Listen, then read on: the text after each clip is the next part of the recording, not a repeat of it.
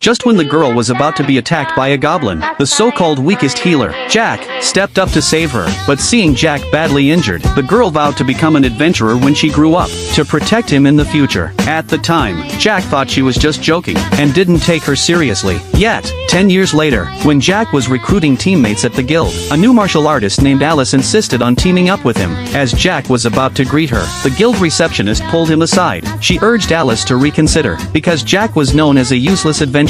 Despite being an adventurer for over a decade, he could still only cast basic healing spells. He had just been kicked out of another team for not even knowing how to cast detox spells. No one in the guild would take him on, despite all the warnings. Alice was determined to team up with Jack. To make sure Jack wouldn't lack money, Alice even brought all of her savings. Jack gladly accepted. Unable to convince her, the receptionist reluctantly processed their team registration. Jack was happy about Alice joining, but little did he know, she was even more excited. Once the paperwork was done, Jack decided to take Alice to the upper levels of the dungeon. However, as soon as they arrived, Alice volunteered to be the vanguard. Jack didn't hesitate to agree, though he was initially concerned that Alice might just be eager but inexperienced. But during the fight, Alice's combat skills made him realize his worries were unnecessary. While exploring the dungeon, Jack shared his knowledge about the place. Typically, adventurers make money from the magic stones dropped by monsters, and after collecting enough loot, Jack was about to return. But Alice's fighting spirit pushed him to continue.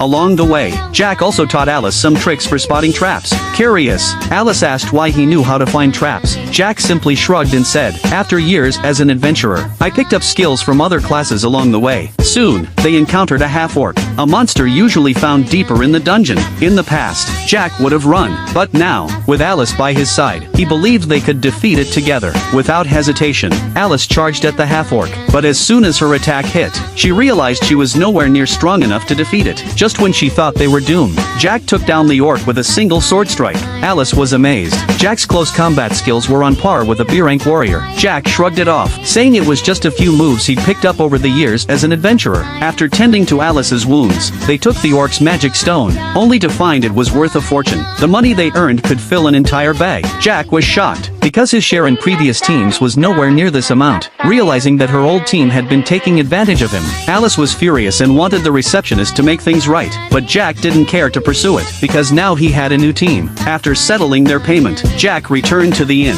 Alice thought they'd be sharing a room, but Jack, being oblivious, booked 2 separate rooms. Though Alice felt a little down, she knew her strength wasn't enough, so she decided to train harder. But the question still lingered: if Jack was so powerful, why did everyone call him useless?